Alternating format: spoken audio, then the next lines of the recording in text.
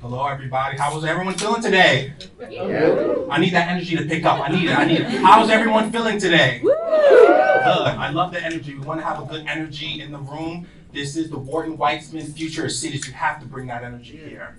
Well, to begin, my greetings to our future leaders and change makers in the room, and our esteemed co-chairs, Laura and Casey. Thank you for bringing me back. Very appreciated. Special shout out to Fifth Square, one of the sponsors. We want to show love to Fifth Square, of course. It's truly a joy for me, to be back in this incredible Futures of Cities family.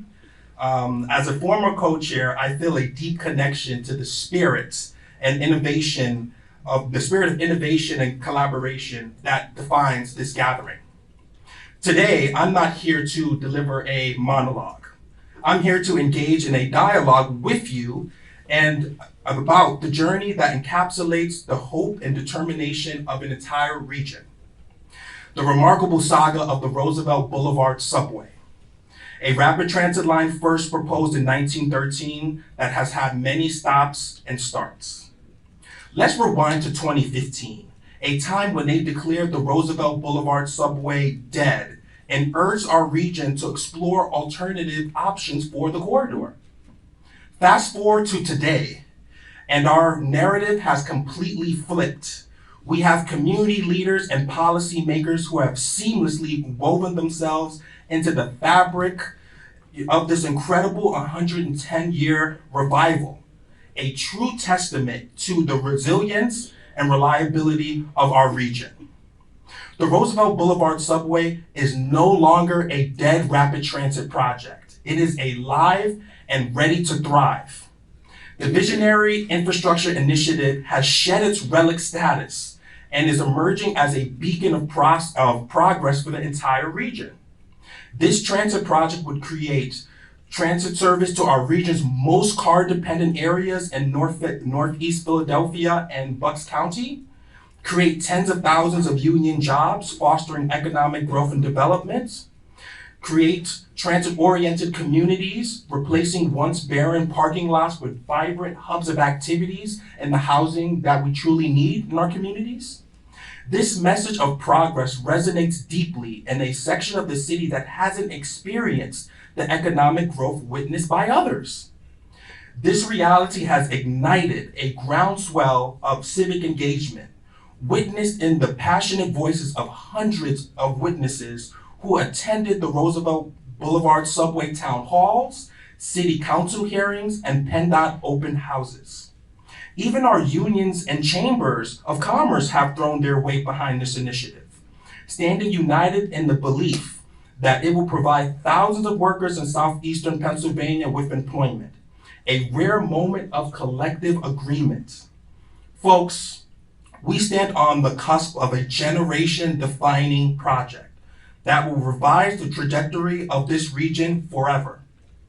I acknowledge that Philadelphia isn't always swift to embrace change, but when innovation takes root here, it's a game changer. In conclusion, as we embark on this journey together, fueled by the shared vision of a thriving region and a city that welcomes innovation as a force for positive transformation, each of you in this room today holds a pivotal role in this transformation. And for that, I express my deepest gratitude. And with that said, thank you for having me back. And I'd like to graciously hand over the floor to Ujima and Gwen to introduce the next panel. Thank you for your time.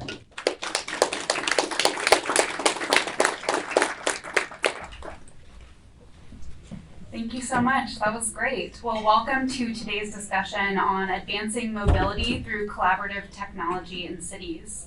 We're really hoping this can be an interdisciplinary conversation where we'll explore how innovative technologies, shifts in policy, and data management strategies can help improve transportation and create a more connected urban future. We have an amazing panel of experts joining us here today who will provide insights on how this ever-changing technological landscape can lead to more accessible, cheaper, and lower carbon transportation for more people than ever before. Sitting at the intersection of design, business, and local government, we're hoping this panel can really showcase the latest and greatest thinking in urban mobility. We're excited to introduce today's moderator, Miguel Willis. He currently serves as the innovator in resident at Penn Carey's Law's Future of the Profession Initiatives, and as the executive director of Access to Justice Tech Fellows, a national nonprofit that develops summer fellowships for law students seeking to leverage technology to create equitable legal access for low-income and marginalized professions. Over to you, Miguel. Thank you.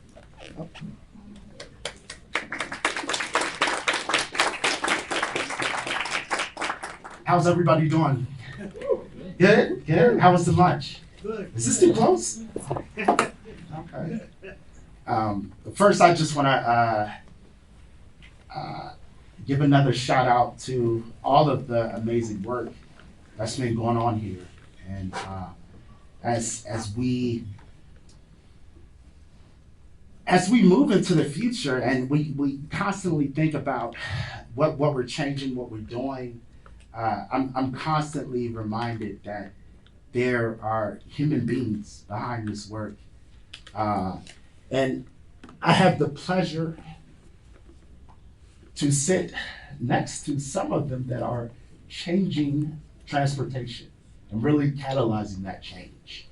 So I'm going to give the floor over and let you all do your introductions.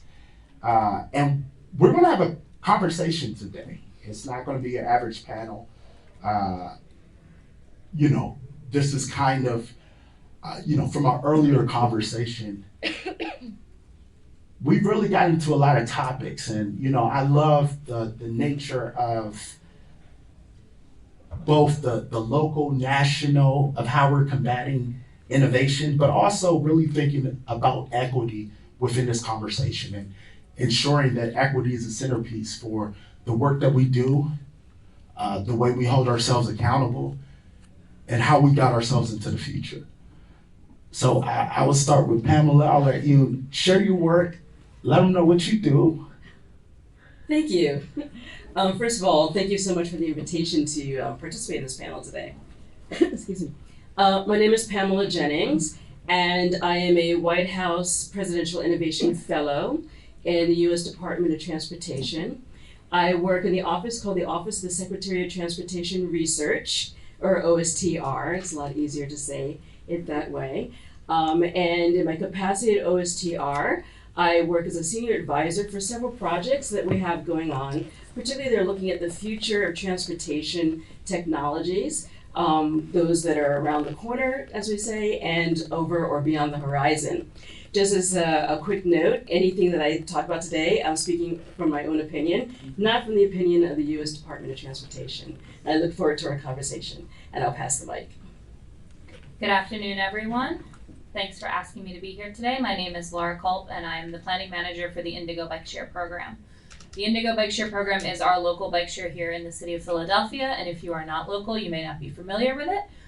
We are an entirely docked-based bike share system. We have approximately 250 stations and 2,000 bikes around the city, and we are a combination of electric, pedal assist bikes, and what we call analog bikes, which are just classic bikes.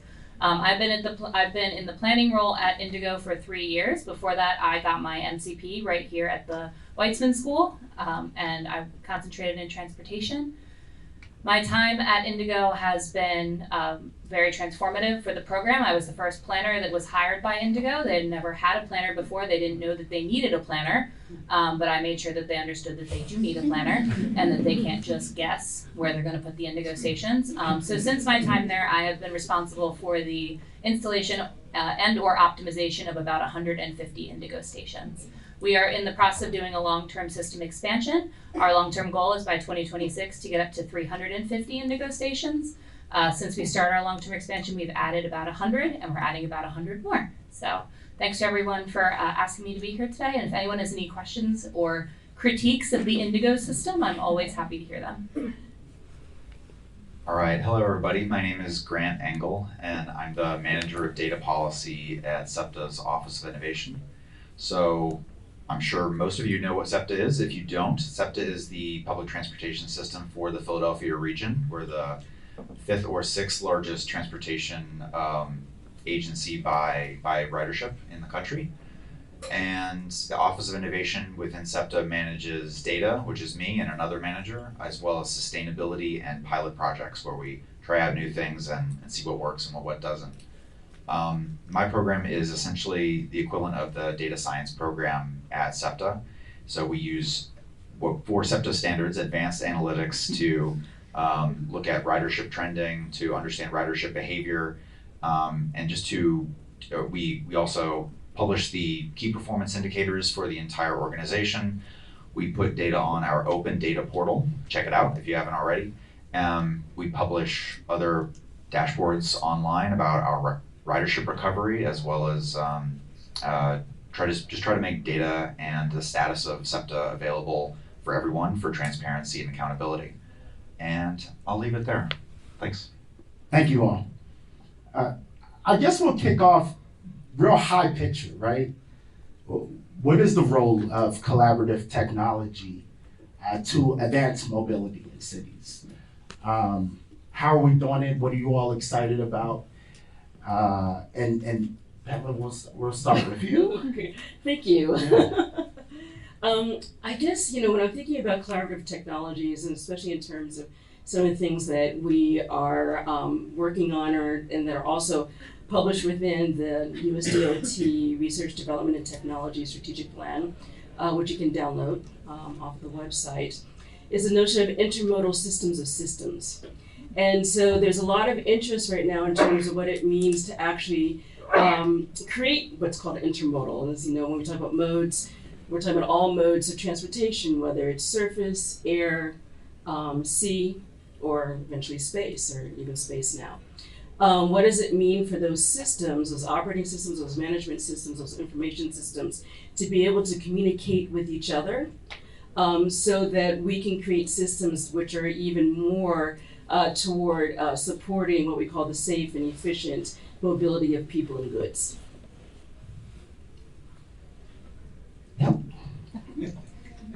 So thinking about technology when it comes to bike share is a very new field, especially in the United States. We were kind of one of the last developed countries to jump on that. But so technology is always changing when it comes to bike share. Bike share has such a short life so far that technology changes really rapidly. So even in the last 3 years since I've been at Indego, we've seen generations of technology come out that have really revolutionized the way we plan the system. So in 2018, we launched our e-bikes, which are our pedal assist electric bikes. They get about 30 miles on a charge and they go up to 17 miles an hour. As a result of the technology, we have seen an uptick in the accessibility for individuals who receive our access pass. So this Indego was the very first bike share system in the United States to create an access pass, which is a low income pass option. We give discounted pass options to individuals who receive Pennsylvania WIC benefits. We have seen that an access pass holder is more likely to utilize our electric bike technology than a traditional pass holder. We also have brand new tech that allows us to create Indego stations that are not connected to each other. So if you're in New York City, most cities, you will see a station that has a brain in the middle and then a bunch of docks that are connected to it. You dock your bike in there. Here in Philly, we now have brand new technology that allows us to have each individual dock have its own brain. So we can put them between tree pits. We can put them around weird circles. That really opens up places that we could never put bike share before now. Which has really allowed us to beef up the system in Center City, which is where the sidewalks are the most narrow and the people are the most abundant. But also it has allowed us to break into parts of Philly that we have never broken into before. Our electric bikes have become really popular up in the Manayunk neighborhood, for example. If you've ever been up to Manayunk and you tried to ride a bike up the hill in Manayunk, don't recommend, but our electric bikes make it possible for people. It also opens up the ability for individuals who have trouble riding a classic bike. For example, the elderly population have found some really great benefits with our electric bikes. So when it comes to technology generally, one of the things that we're trying to focus on is technologies enabling convenience and information. At SEPTA, we think of or we really try to live up to the idea that technology is a 21st century infrastructure that is worthy of investing as much as any hard infrastructure. So when it comes to convenience and information, we want our customers to be able to access as much information as possible to make the decision to ride transit as easy, as seamless as possible. So in addition to real-time vehicle location, which is good but needs to be improved, we also just recently launched real-time crowding information. So you can open up Apple Maps or Google Maps or the transit app and see how crowded the bus is in real time. This allows anybody to make a decision about whether they're willing to wait a little bit longer for a less crowded bus, or whether they're, the bus that they're willing to wait on is right there for them. Another big technological leap that we've made recently, and a really important investment that has finally matured, is contactless payment. So this is something that is super powerful, and it really opens up transit to a lot of other people who may have hesitated, thought that it was inconvenient, which it sometimes could be, to pay via the kiosk and the key. It just makes it another level of accessibility. Obviously, it doesn't make it accessible to people who are unbanked. Maybe we'll talk about that a little bit later. Just worth mentioning. But that kind of technology means that the future payment medium of transit is money, the stuff that you have in your bank, and that is a beautiful thing where you can walk up and tap.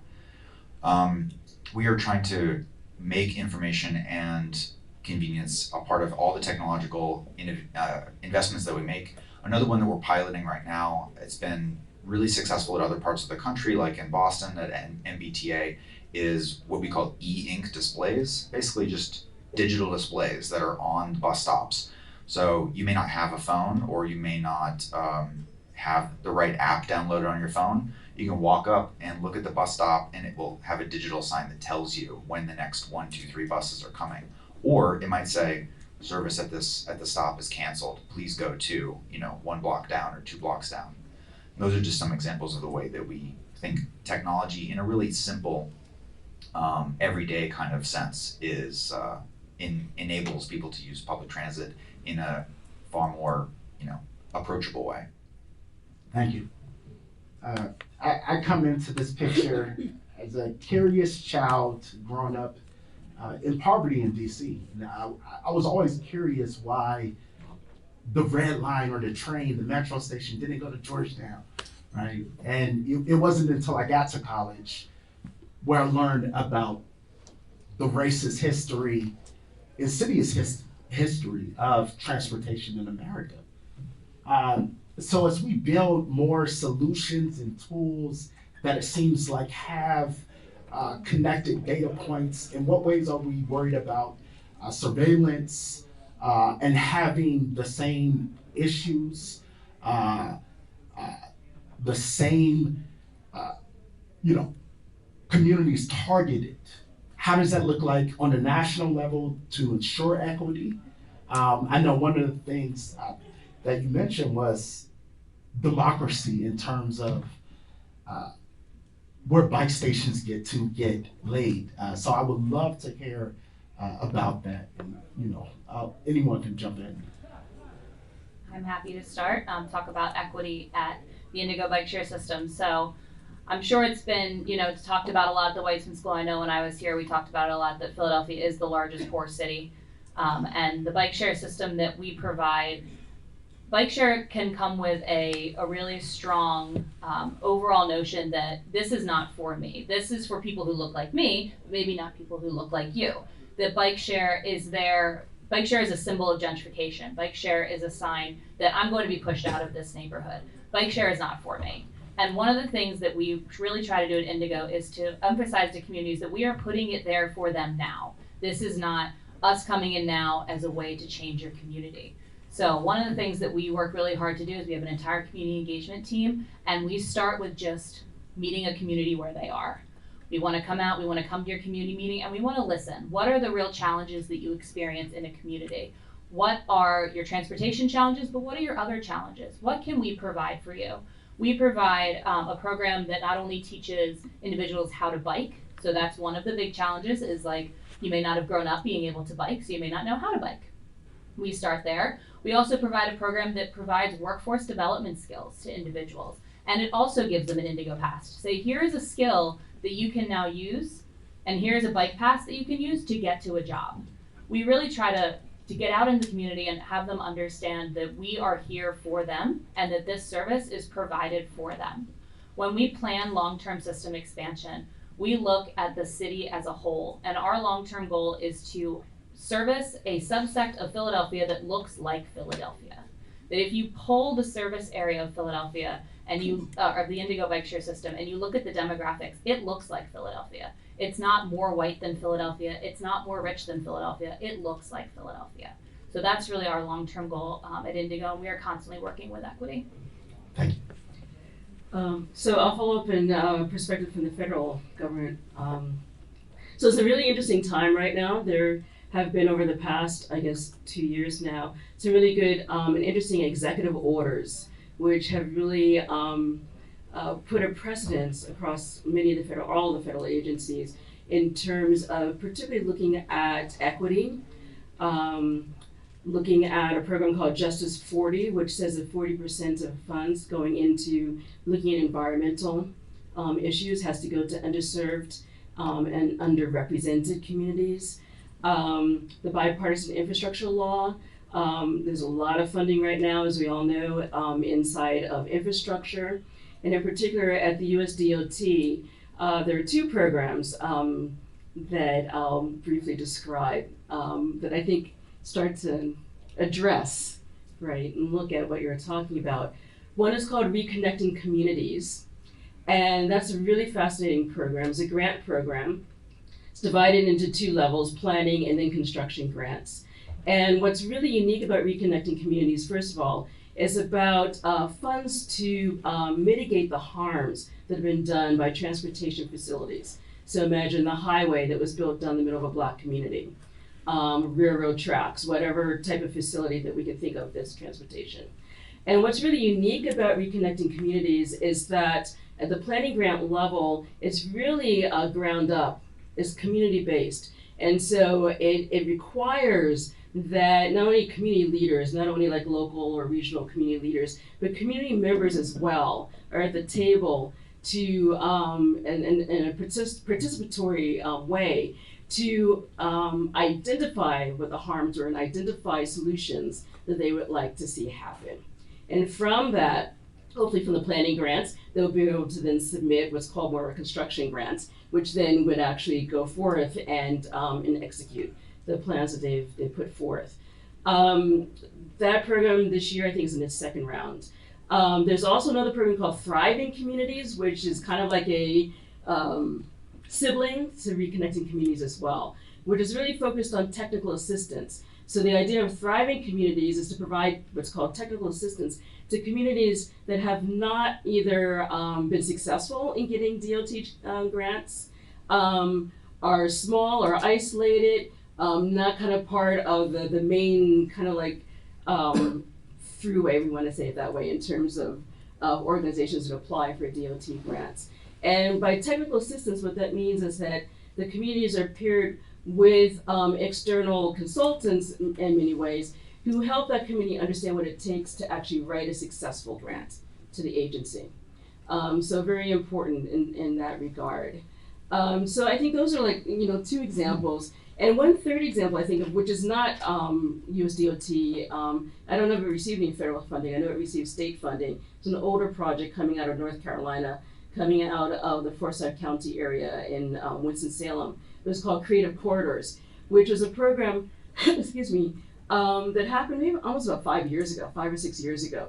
So it was before Reconnecting Communities. But the spirit of that community was very much in the same way, where they brought together basically community-based planning, community-based brainstorming to not only decide how to beautify bridges crossing the major highways, right? But once again, Winston-Salem also, US 52 was built right down the middle of a Black community. And so it was also a way for the community to start thinking about how do we rebuild literally the bridges and then more figuratively the bridging back of the community. So I think those are three kind of examples there. Thank you. And before I talk about SEPTA, I just want to offer a local example of reconnecting communities. Many people in the room probably know the Chinatown Stitch. So this is a local example of where there was a highway built through Chinatown, through basically just north of where we are now, or we're Center City. That was one of the reasons was to curtail the growth of Chinatown north. And so that is being rectified now, many, many decades later, through funding like that. And I know the city of Philadelphia is starting to, select their consultants and like put all that, all their power together to use that money to reconnect and come up with a solution that will cap over the Vine Street Expressway and to create a continuous urban fabric. So super exciting. For equity and for equity and SEPTA, I would say transportation or public transportation has a thing called Title VI, which is essentially a federal level legislation that basically it makes sure that you're not doing things that are overtly prejudice. And we consider that to be the very basement, the very bottom of what we want to hold ourselves accountable to. So we have in our strategic plan higher level goals that are about creating a sense of equity that is not just based in the minimum, but that's based in something that's much more tailored to what Philadelphians need and to the people who already ride SEPTA. So in one of our KPIs, our key performance indicators for the strategic plan, we look at the populations near transit, and we use this is the data talk, by the way. So we use a data indicator created by the local municipal planning organization called DVRPC. They create what's called indicators of potential disadvantage. So they have already done the work to tell us where are pockets of vulnerable populations by many different indices, not just race, but age, income, housing style, all sorts of things. And we look at, is our service going to where these populations of who might be disadvantaged are? And we find that right now there is a high overlap. For future service, we want to make sure that that continues. We want to improve that as much as possible. And yeah, another thing that we do for equity that I think is really important and is really new in the last few years is focus groups. So we've done focus groups that are targeted at women.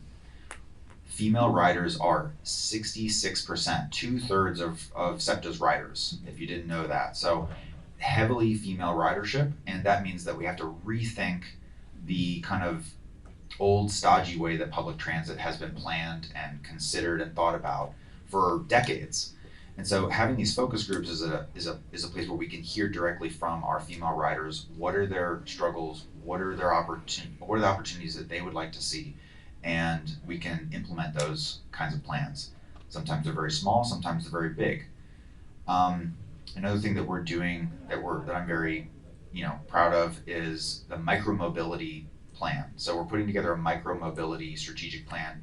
What is micromobility? Basically, it's any mobility device that you can bring on board a vehicle. So if you are in a powered wheelchair, that's micromobility. If you are, not in any way physically impaired and you want to ride a scooter or bring your bike on board, that's also micromobility. But I know somebody who worked at SEPTA where she was recovering from a foot injury and she rode a scooter. So that's maybe not somebody who would classically identify as differently physically abled, but having a policy that enables these different mobility devices changes how people can access it, and that makes it more equitable for everyone.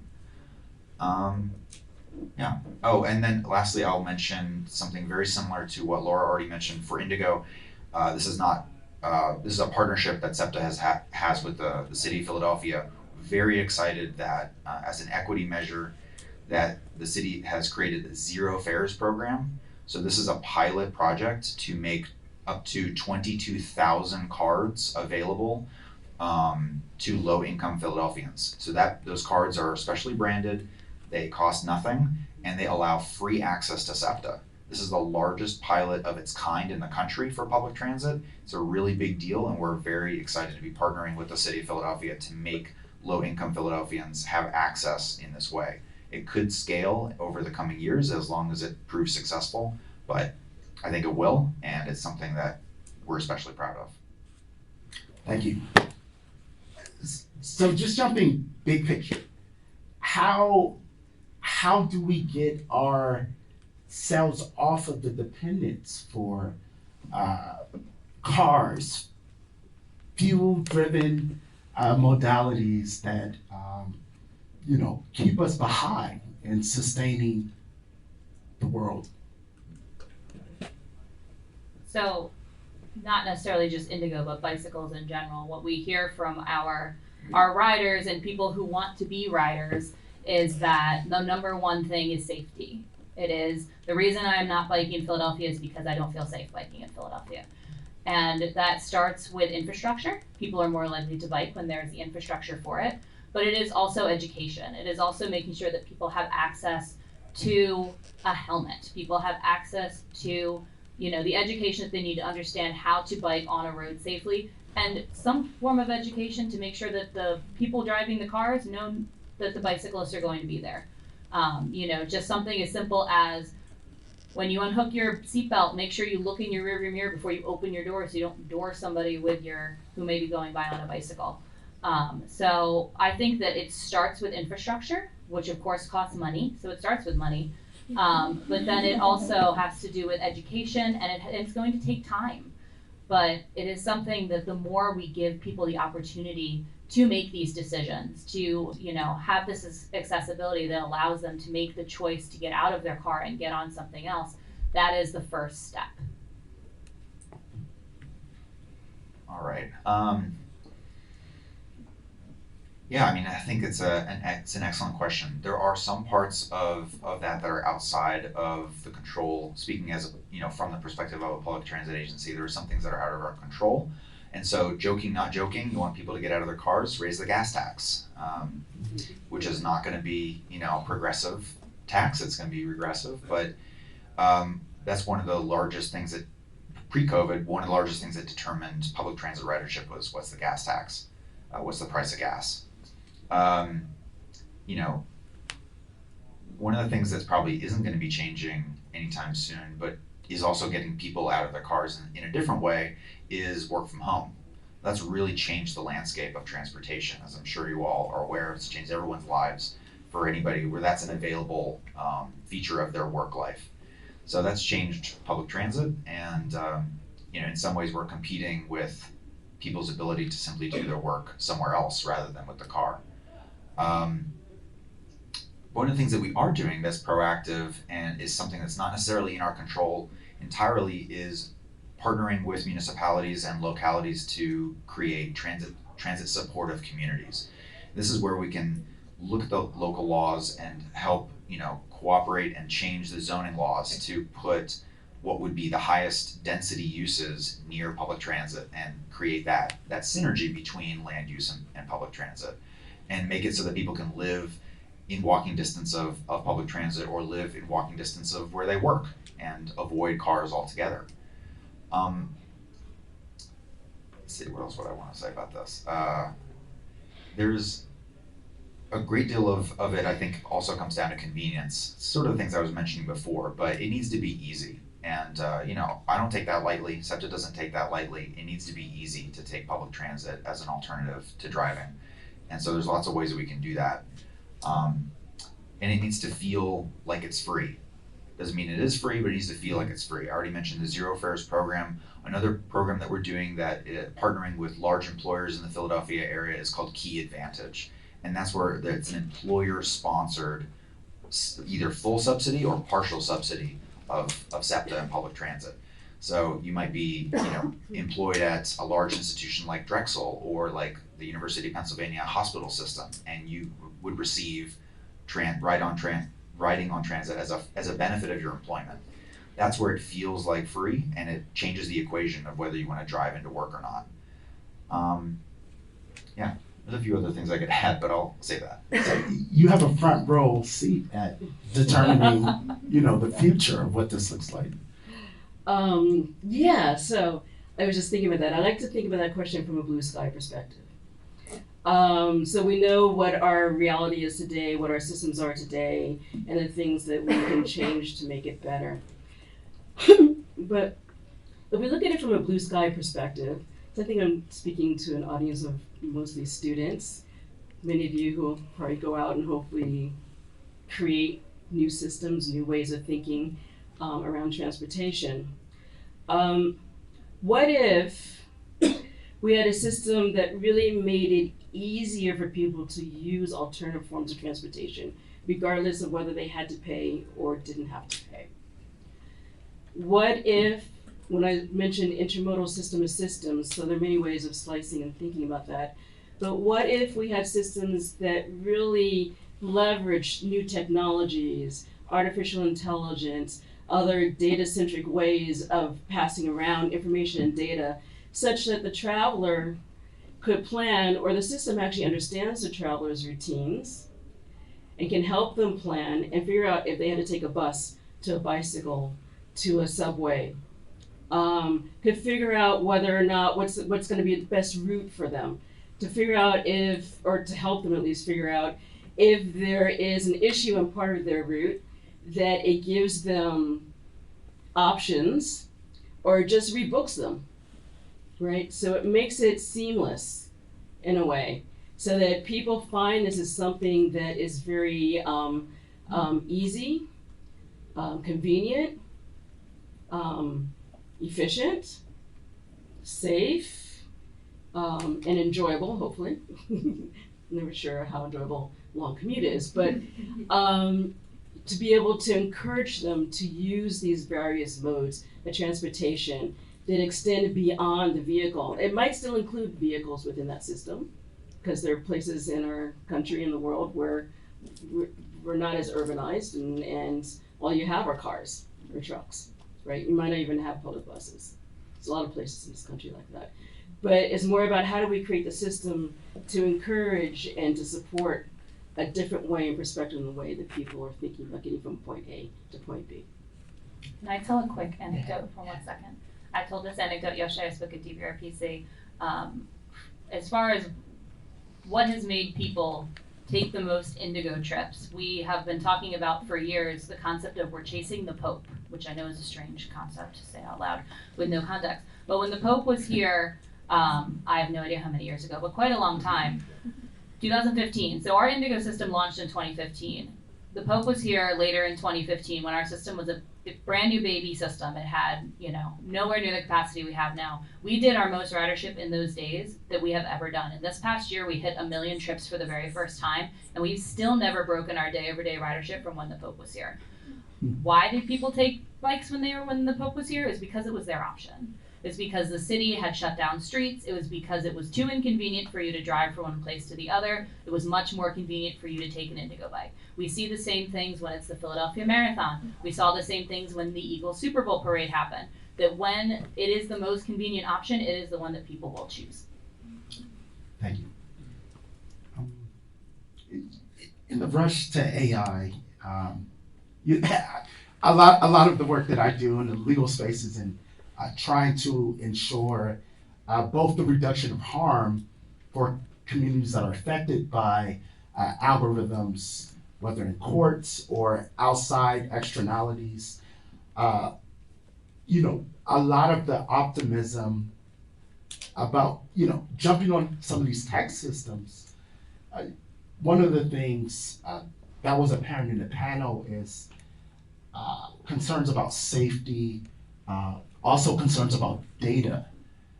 So what are you all doing in the city and both local, nationally, to both ensure that we aren't using transportation as a mode to just survey people or continue in ways to almost make the oppression invisible? Yeah. Well, that's a big topic.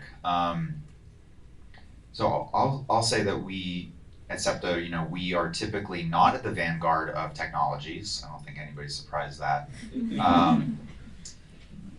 So we have to think of, and we are, by nature cautious. So I think part of it, especially from a government standpoint, is to be cautious, to be very serious and cautious about technologies like artificial intelligence, and understand what our responsibility is to our public. So one of the things that we're doing is developing a data sharing policy, and part of that is not only about what data we share, but it's also about what data we collect, what are the proper uses of them, and it's in partnership between the Office of Innovation and SEPTA's legal department, and that's where the legal department brings up AI and these concerns about identification, personally identifiable information.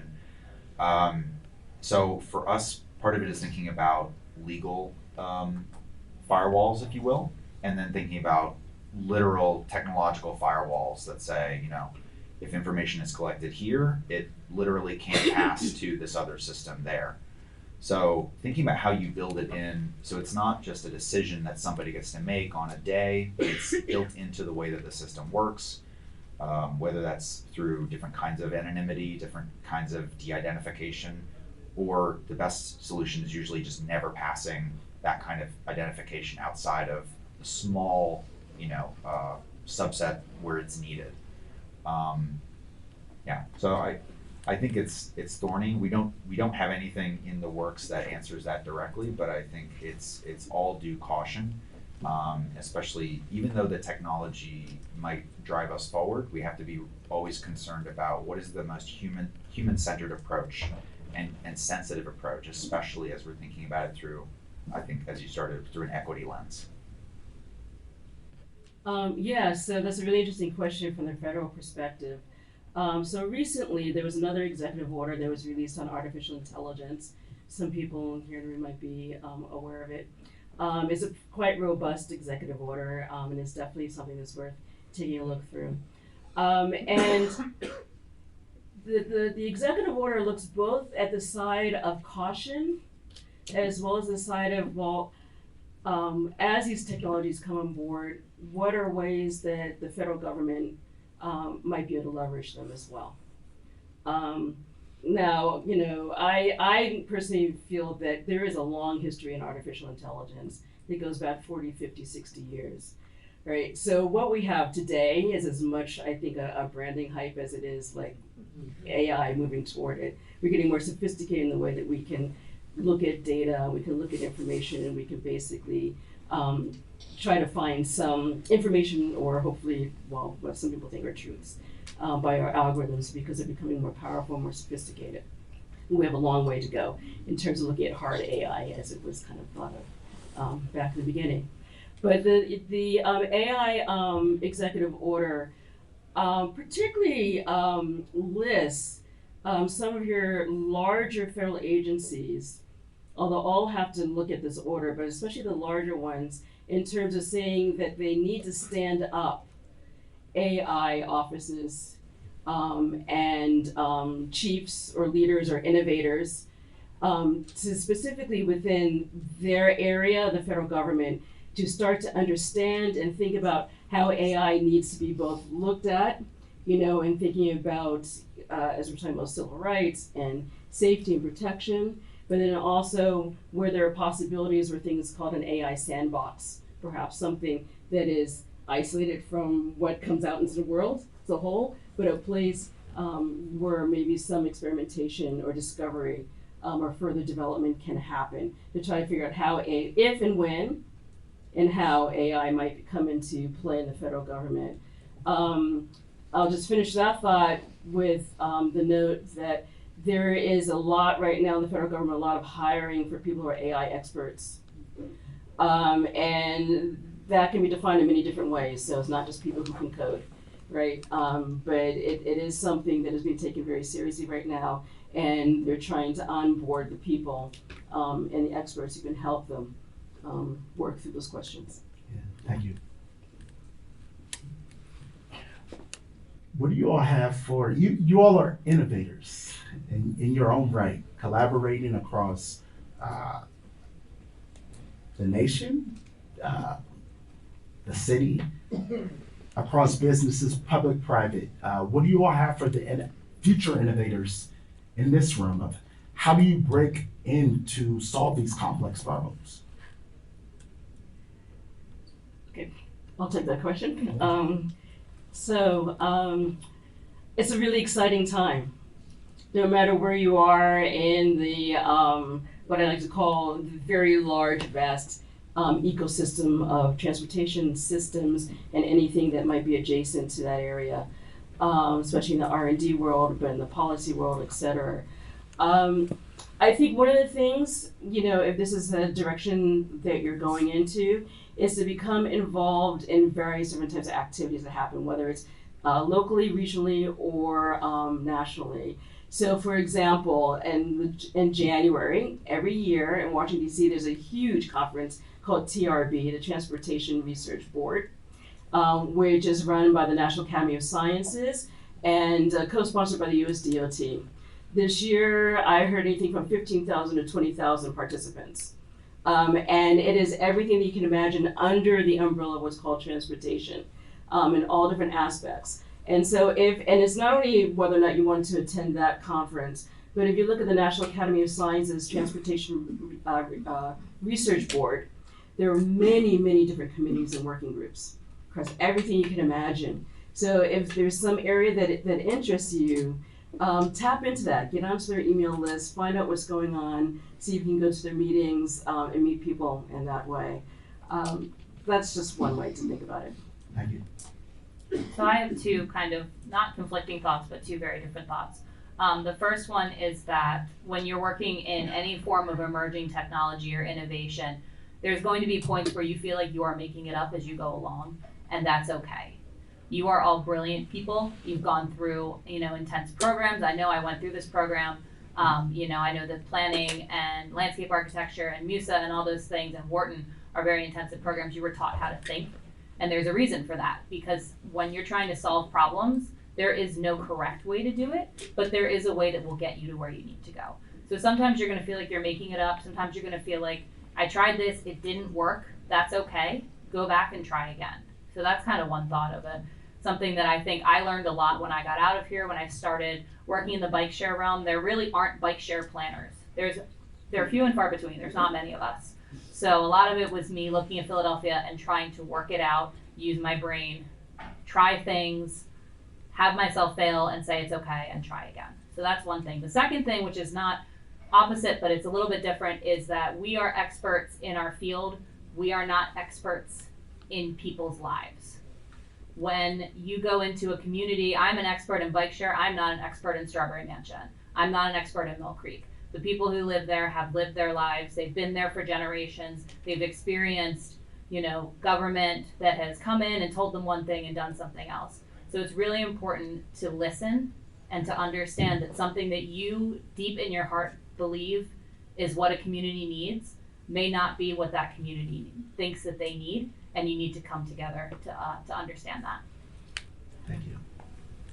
I'll just kind of echo what both my panelists already said. The one thing would just be not just to get engaged, but to be a connector. So innovation, new ideas that come from, unlike things being combined, right? So you've heard of the idea of the hallway conversation, and this is one of the reasons supposedly that all the CEOs don't want people to work from home, is they want you to collide with your collaborators. Well, think of your entire kind of career as the possibility of those interactions. So make connections between unlike people and see what happens. And it's just, you're just making a connection. You don't know that anything will happen, but maybe something really interesting could happen. And then you will be more likely to be connected to other things as well. And then number two is, kind of to echo Laura, is just to try things. I like to see, when I'm meeting new people, especially in the data space, I like to see that they have side projects, they have pet projects, where they're like, oh, I'm teaching myself this by trying to code this project that I am really passionate about. Nobody told me to do this, but I'm just trying things out and failing. And that is usually an indication that, you have that capacity for new ideas, new thinking, self-learning, but also that you're not afraid of failing and learning from that. Yeah, I really resonate with all of those journeys. My innovation journey started in Alaska, of all places, thinking about how rural communities get access with both geographic challenges, a host of other issues, and ultimately led me to Philadelphia. You know, we host a conference at the law school called Law 2030, where, you know, lawyers are asked to think about what the future holds for law, for justice. What does 2030 look like for transportation? Big question.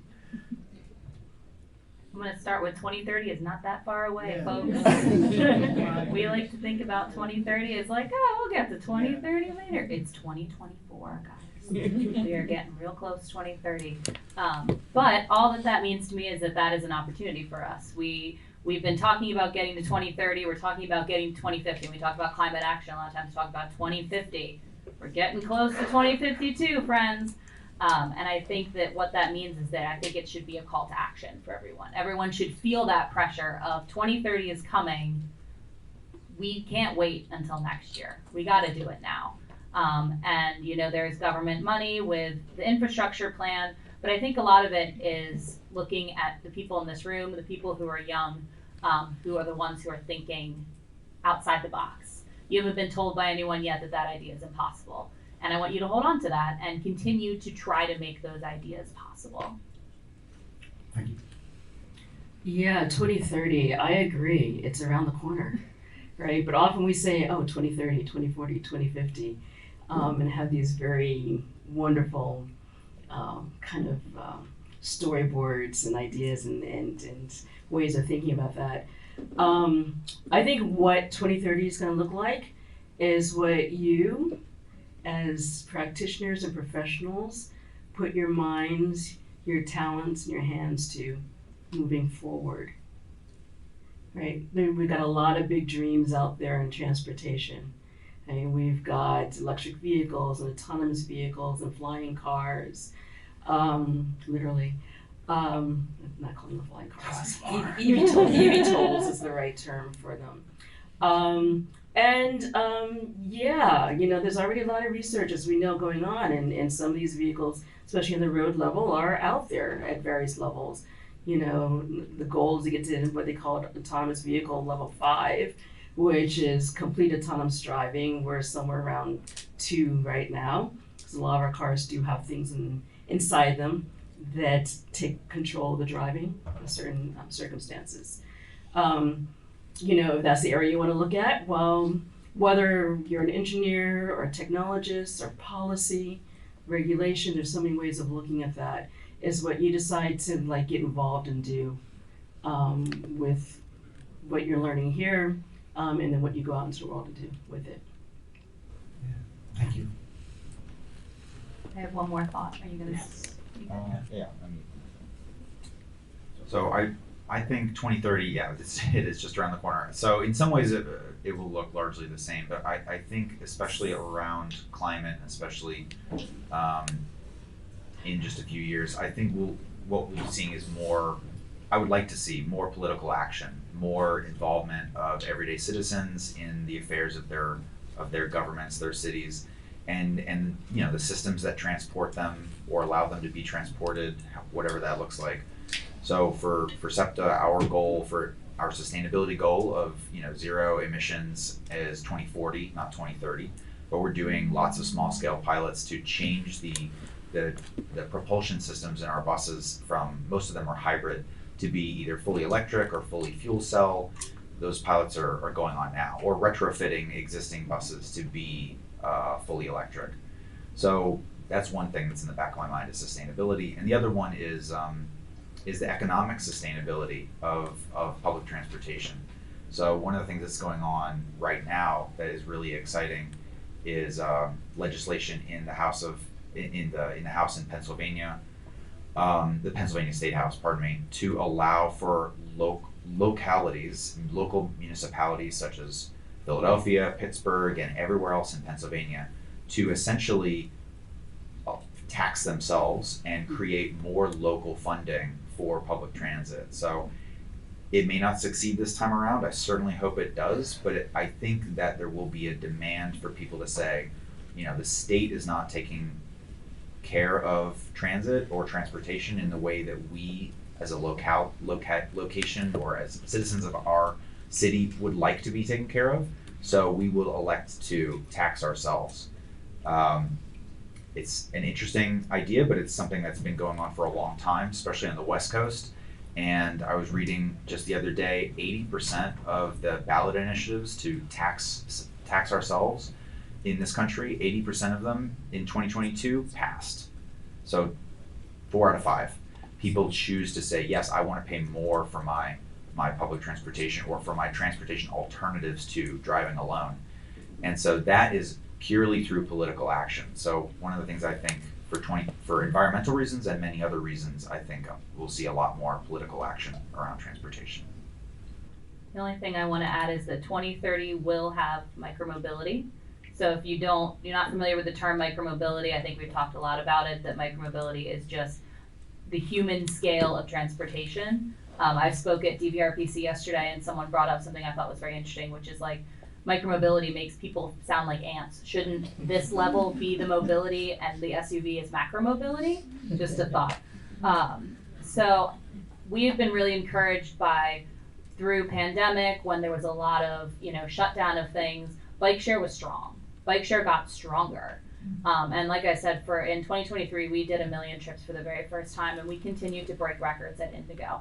Month over month, year over year, we are pushing the boundaries of how many people can get on an e-bike. And or a bike in general, and the more infrastructure we get, the more trips we're going to get. And the more people who see someone on an e-bike, the more likely they are to go out and get on an e-bike. So I can tell you that 2030 will have micromobility. Thank you. And you mentioned the micromobility. You briefly mentioned the flying cars. Tell us more. Talk about it. About flying. Okay. Yes. Well, I can't really talk too much about flying cars because. But following on this question of like what's going to happen in 2030 or 2040 or whichever arbitrary date we decide is the future or beyond the horizon, as we like to call it. We might have roads with inductive battery charging embedded in them.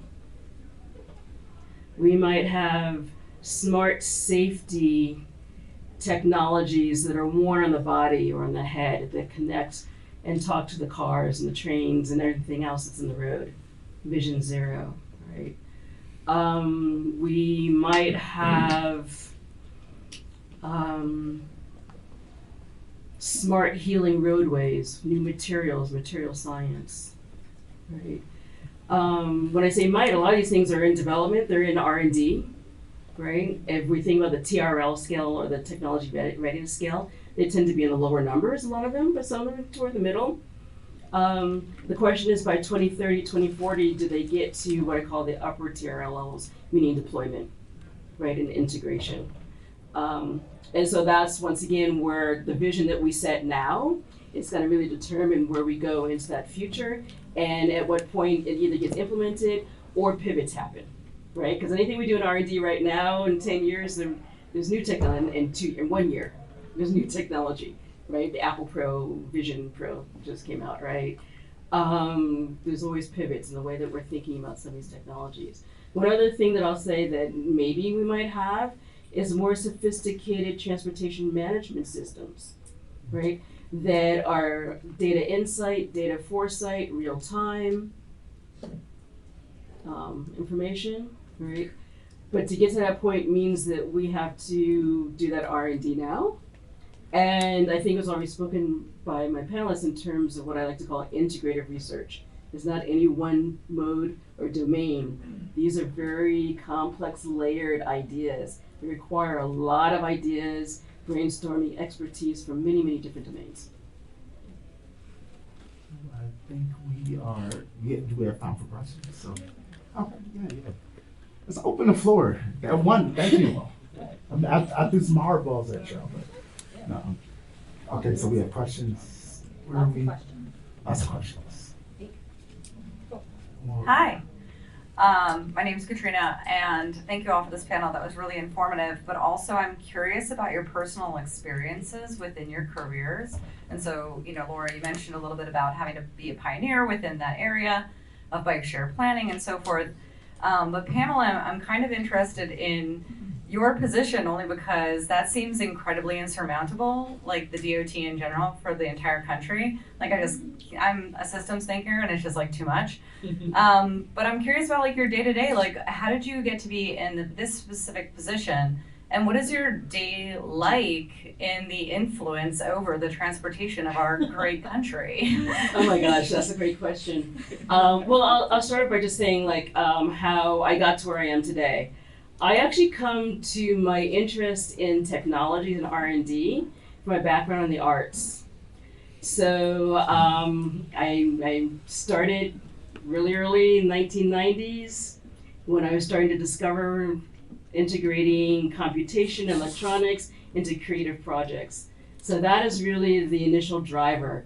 But I've had the opportunity from that point to be in some really interesting think tanks and places along the way, where each step was an opportunity for new exposure, and not only into ways of thinking about how integrating creativity and technology, but then also at the leading edge of that time period, right? So in the late 90s, I was in a few think tanks that were at the point when the area called human-computer interaction, we call human-centered computing now, same thing, was moving forward. Many of the projects we worked on then we take for granted today, right? But but it was about, and I was early in my career, and I think this is where it's feedback to this audience too. It's about stepping into something that's unknown, having a curiosity, and not being afraid to just say, knock on the door, right? If they say no, you go knock on the next door, right? And building on those experiences. Because of my interest in making that bridge or the integration across the creative arts and technology, that's opened some unique doors for me in many ways, all the way to being a program officer at the National Science Foundation for what was then a very unique program called Creative IT, which was looking at this place once again where creativity, the humanities, computer science, and engineering come to overlap and integrate. Very fascinating. And I think through that, I'll just finish up with this thought, is that it's not so much that discipline, but having exposure to many different types of environments and systems of innovation, right? And being able to build upon that knowledge step by step to getting to where I am right now. I've been in academia a long time too, but where I am right now with the opportunity to be in this role as a White House Presidential Innovation Fellow, which is a very unique, opportunity and program. And all that comes together, all that background comes together. And I work with basically transportation policy folks and engineers, and you didn't hear me say at all that transportation was part of my past. Thank you. We have in the back.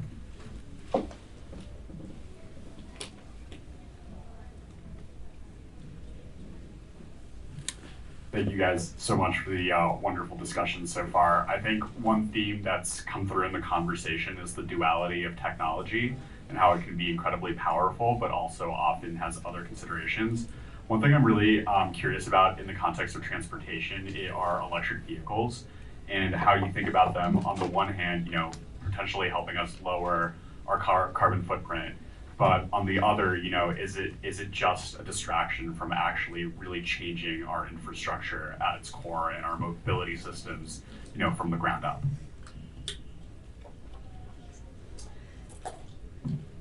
So I can speak about that, not necessarily from Indego, just in my opinion.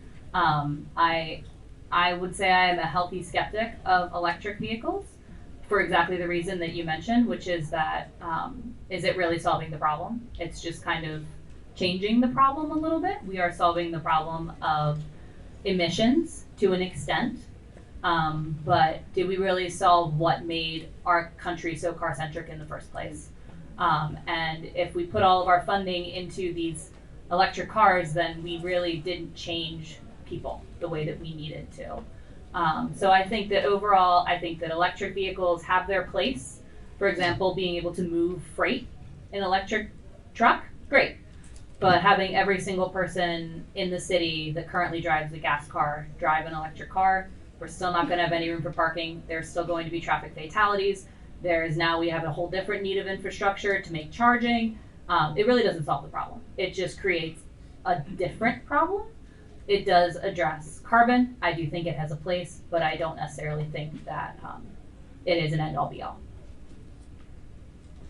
Yeah, I think we need to think about that question in terms of the many different types of microcosms of ways of living that we have across the country. So we've been focusing here in the urban environment, which has certain affordances, right, toward, as we're talking about micro-mobility and other forms of transportation. But we don't have to go too far outside of our urban areas where it's not that they don't have the public transit. Sometimes that's the issue, right? In creating that, often that's the issue. But whether or not it's not only the transportation, but it's the way that the regions are designed, the amenities, access, and just culture, right?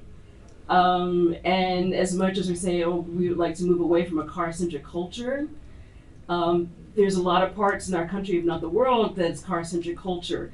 So it's a very delicate kind of like process to think about. But to change that, I think, means that you also have to make sure that you have, or that we have, the infrastructure, the facilities, the assets, and the means by which to encourage that change. Right. Yeah, I would say really quickly that I would consider it a distraction like you're saying, but I would consider it an inevitable distraction just because of the reasons that we've already mentioned. It's much easier to simply change the propulsion system than to change the entire culture and the built infrastructure that supports car ownership and car dependency.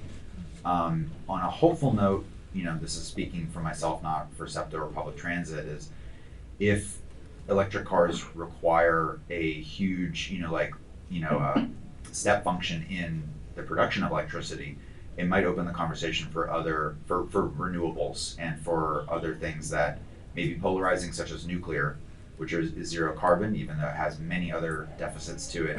That could potentially actually be a catalyst for changing the energy sector overall, even though from an urban planning perspective, we may be, it's not really moving in the direction that we might want it to be.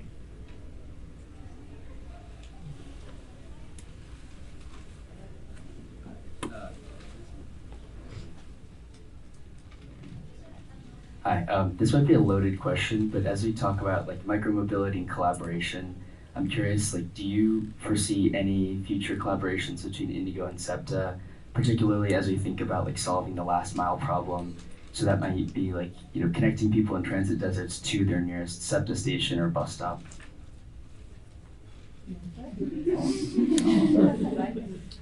It's I think I would say that we've tried to build collaborations more. To me, it comes down to fare integration, which may not be the entirety of it, but it's a big part of it. And that's where I think, from my understanding of it, and I probably have not been at the table as many times as Laura has, that's for sure, is that there's two very willing parties come to the table, and they come with two very different tool sets, and then find out that they don't have any connection or relationship to each other. And so the best we could do before overhauling any of the other, before overhauling the current assets that we do have for fare payment are kind of workarounds. So before I mention any workarounds, I'll just say that you may or may not be aware, so SEPTA has the key system, but there's the key 2.0, super creative name, but that has gone out to RFP. We are going to be replacing the system with a new smart fare payment system, which in many ways is learning from all the deficits of the one that we have now. And one of them, we've been told by the people the consultants who might respond and to these RFPs and build the system, you can't ask for this. You're asking for too much stuff. And we've just dug in our heels and say, no, we're gonna ask for all of these things. And one of those is in the contract or in the description is integration with other local transportation options, including Indego. So that's a far off solution. and in the near term, it are just kind of ways to fit into, for one of us to fit into the other's fare payment system. That's kind of like the workaround, but I want to hear what Laura has to say. So kind of outside of fare integration, so obviously fare integration is the long-term goal, but as was just stated, it's a struggle because we come from two very different technology platforms, and trying to integrate them is an ongoing challenge that we are working on. But kind of more in the planning and physical integration of the two, we have a very successful partnership with planning at SEPTA, where they have come to us and said, these are the SEPTA stations that we don't have Indego access at. What can we do to get Indego access at these locations? And we go out and we look at the places that they want us, we look at how it fits into our expansion plans, and we bring Indego to as many SEPTA stations as we possibly can.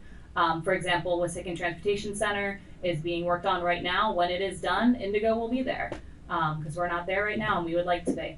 So that is kind of what we can do at this point, is really understand that people can use SEPTA and Indego as complements to each other. They're not replacements, they are complements. You can take a SEPTA bus and then you can get on an Indego bike, you can take a train and then you can get on an Indego bike.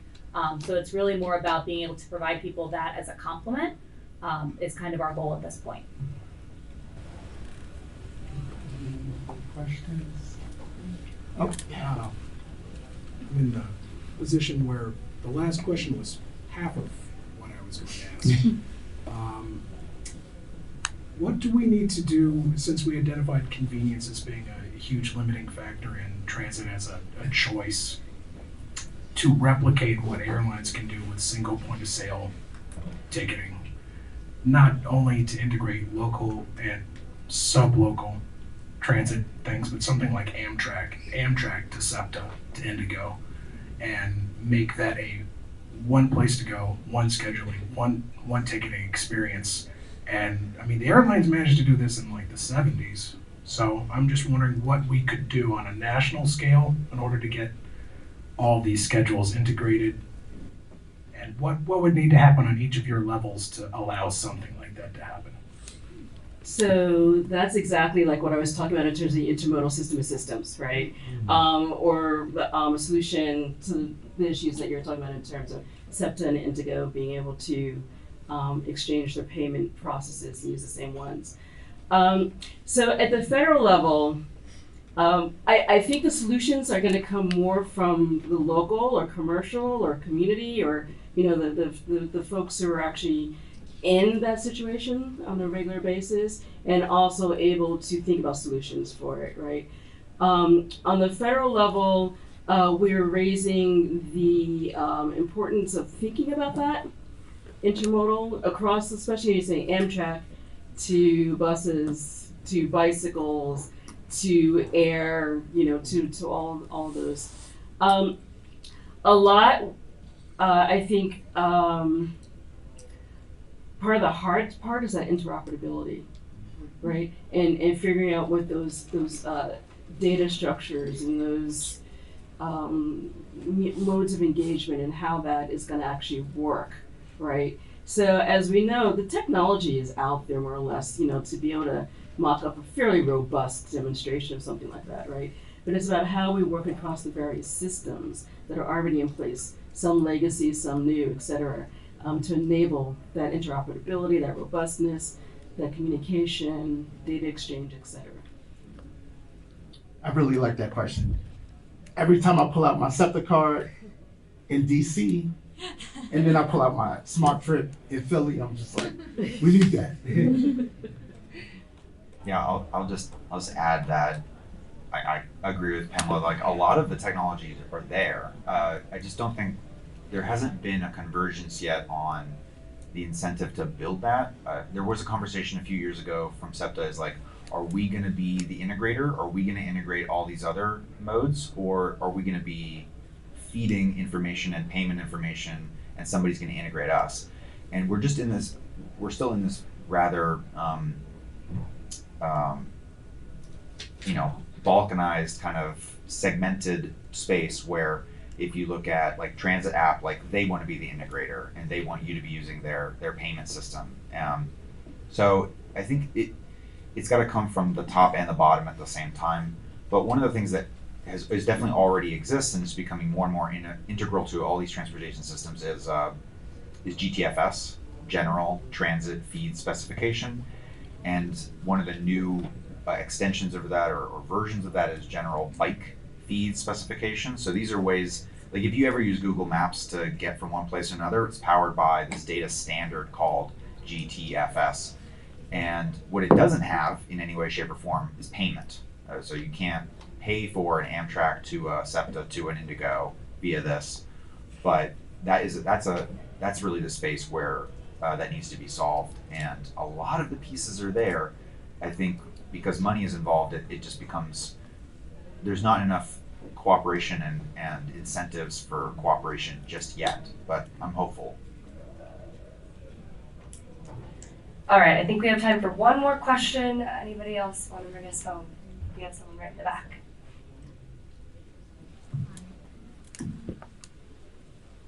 Hi, I love Indego and I have an annual subscription, but a lot of friends don't, and at like a night out, I'm like, let's just grab an Indego bike, and there's no longer an option to do like single rides. I think in New York and DC, it's like $2 for an hour. So I'm just wondering if there's any plans in the future to bring that back, and also to partner with employers to offer Indego benefits similar to how SEPTA has. So that's a great question. And I cannot completely confirm that we are doing a single trip, but it is in the works for right now, because we recognize that what is currently available, which if you're not familiar with it, is basically a 24-hour all access pass, but it's $15 to get one of those.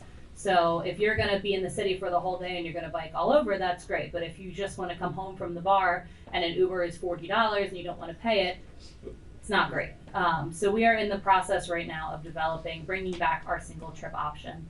But again, I can't promise when it's going to appear, but it is in our tech development right now.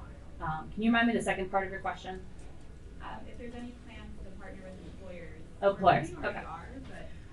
So we have a partnership with a company called Jaunt. If you've never heard of Jaunt, you can look them up on LinkedIn or on the internet, and they basically do bulk pass communication between Indego and employers. So an employer can say, we would really like to bring bike share passes to everyone who works at Children's Hospital of Philadelphia, for example.